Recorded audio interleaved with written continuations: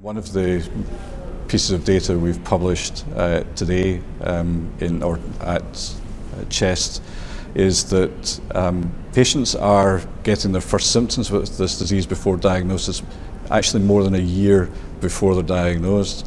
So they present maybe 14, 15 months, or they develop symptoms 14, 15 months before they actually are diagnosed in the clinic. So is this a call to try and screen for these patients, look for these patients earlier? Perhaps it is. Perhaps we need to have primary care physicians understand the disease and be a bit more aware of the possibility of its existence. But certainly we've shown that even when you get patients at an early stage, they will benefit from OFEV. So early diagnosis may have some real benefits for patients. I think it's down to trying to understand a rather complex disease and actually discover drugs that can have a significant impact. The other thing, I suppose, is that perhaps there are less pharmaceutical companies, research organisations ploughing money into such a rare disease. We at BI feel that it's an incredibly important disease to treat. It affects so many people and it is such a debilitating and awful condition.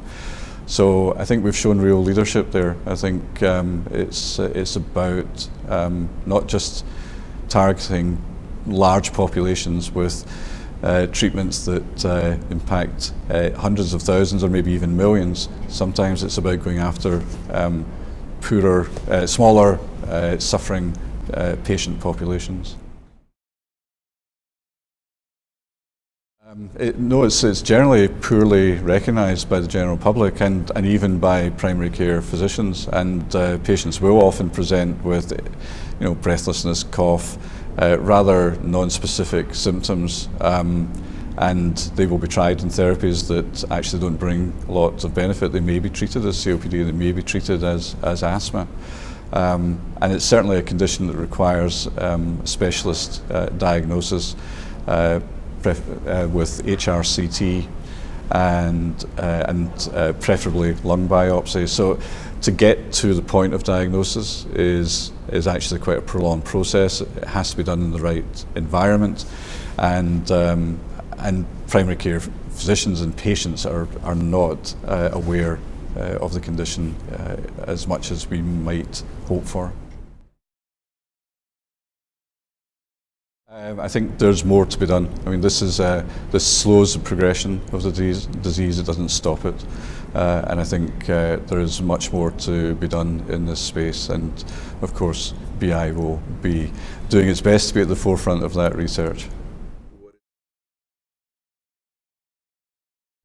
So IPF Pro is this registry that I was talking about earlier, working in collaboration with the Duke Clinical Research Institute.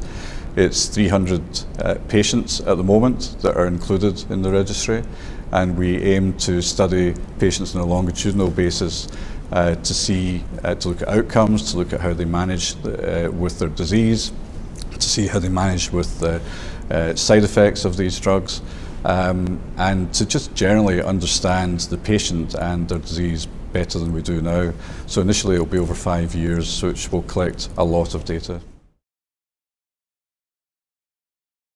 It's about all further information that we can gain on these patients and on this disease. It helps shape research, it helps physicians understand the best way to manage patients, understand some of the issues they're facing, perhaps uncovering things that we haven't realised before about the impact of the disease and what we can do to help that. And being a real world registry, it's always useful to follow, rather than in a constrained clinical trial, what physicians do, what patients do, and what works best.